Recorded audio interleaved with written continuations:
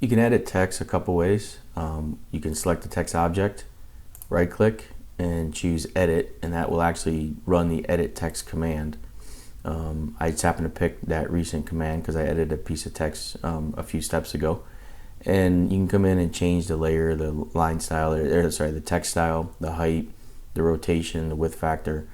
Put a leader on it and actually change the value of the text.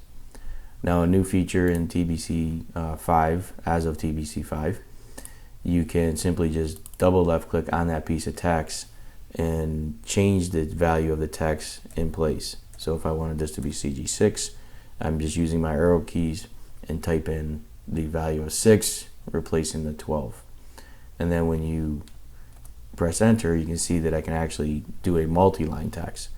I can do a backspace to go back that line, and then simply click out of it to accept the changes that I've made.